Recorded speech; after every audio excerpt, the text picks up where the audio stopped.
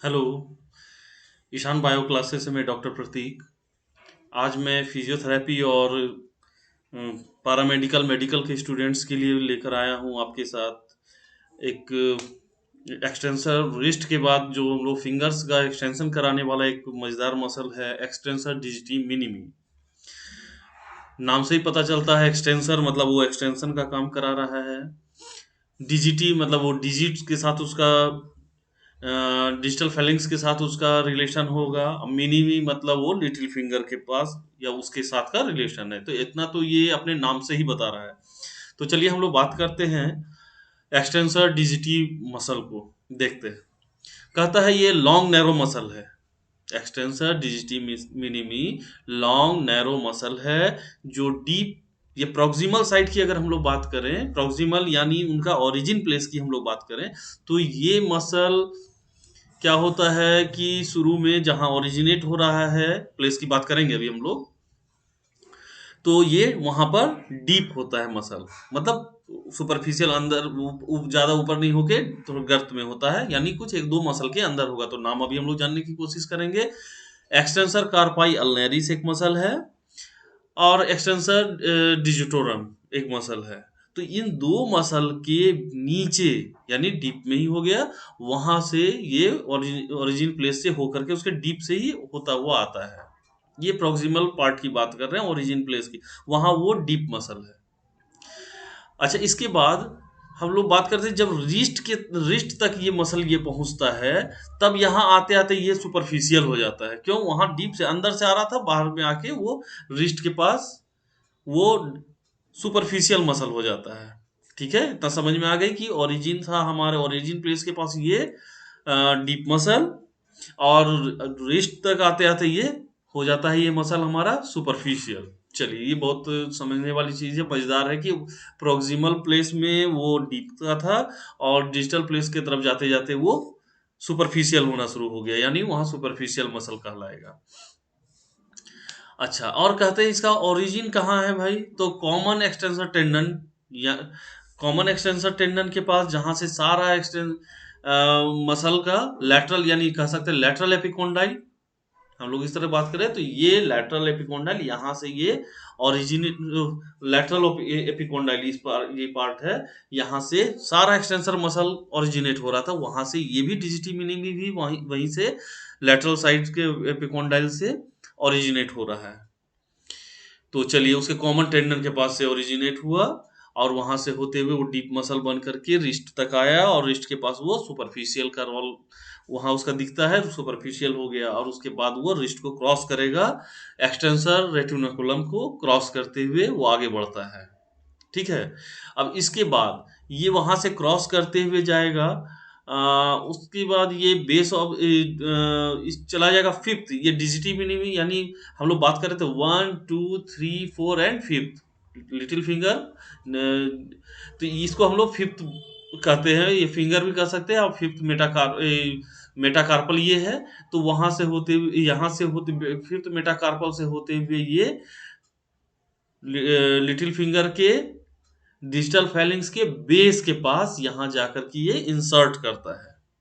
ठीक है, आई बात समझ में कि लेटरल एपिकोंडाइल के पास ओरिजिनेट होकर के डीप मसल बनता हुआ ऊपर की तरफ आएगा, आते आते यहाँ सुपरफिशियल मसल हो गया, एक्सटेंसर रेटिकुलम को क्रॉस करते हुए ये आगे बढ़ता जाएगा, और बढ़ते बढ़ते लिटिल फिंगर के डिजिटल फाइलिंग्स के बेस के पास वहां इंसर्ट कर जाता है। अच्छा, और भाया एक्सटेंसर एक्सपेंशन के होते हुए वहां पर चला गया। ठीक है। इसके बाद it is a prime mover, वो क्या है?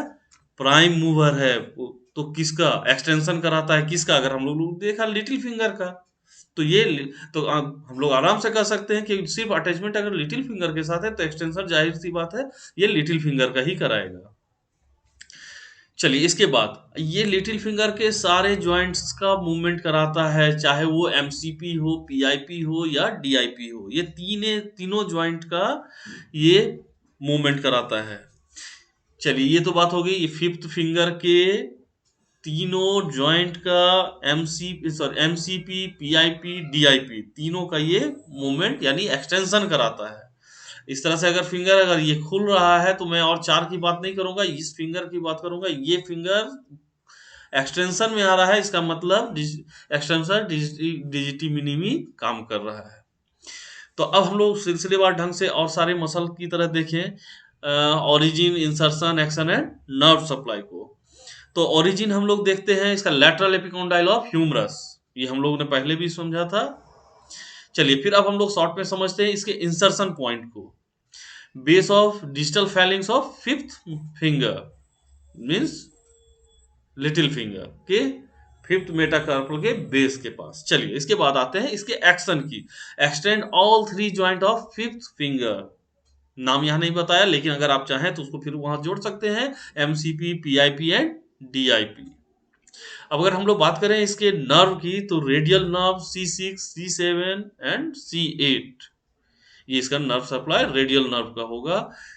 तो आप लोग बने रहें हर समय नए नए वीडियोस के साथ ईशान बायो क्लासेस में, और हम लोगों की कोशिश होगी कि इसी तरह से मजेदार जो मसल्स को हम लोग सिंप्लीफाई करते चले जाएं, आप लोग को समझने में कोई परेशानी नहीं होगी। हम लोग इतने सारे बुक्स को पढ़ते चले आए हैं, मैंने भी पढ़ा, आप लोग भी पढ़ रहे होंगे और अच्छे से अच्छे राइटर का पढ़ रहे होंगे। तो मेरे बिहार के और यूपी के स्टूडेंट्स में बस थोड़ी सी परेशानी यही आती है कि वो उस लैंग्वेज को, बहुत सारे वर्ड्स को समझने में परेशानी उनकी होती है, और वो पढ़ना चाह रहे हैं, पढ़ते भी हैं, बट वो क्लियर नहीं हो पाते उस मसल को। तो मुझे उम्मीद है कि एक्सटेंसर डिजिटी मिनिमी को अगर आपने सुना मेरे साथ, तो आपको काफी हद तक उसको क्लियर करने में मैं क्लियर कर पा रहा हूँगा। अगर नहीं, अगर या किसी तरह की और परेशानी है तो मेरे काइंडली आप मेरे व्हाट्सएप नंबर या नहीं तो मेरे यूट्यूब चैनल पे आप कमेंट्स करके लिख सकते हैं, और भी मैं उसको इम्प्रूव करने की कोशिश करूंगा। अगर समझ में आ रही है, अच्छा लग रहा है, तो भी आप मैसेज कर सकते हैं। और ये मैं कहूँगा सिर्फ आप अपने तक नहीं रखें, जो भी स्टूडेंट जिनको भी इस तरह की नॉलेज की जरूरत है, आप काइंडली उसको टॉपिक्स को शेयर करें ताकि वो उनको उन तक भी पहुंच सके, और ज़्यादा से ज़्यादा लोगों को इस तरह के एजुकेशन का फ़ायदा मिल सके।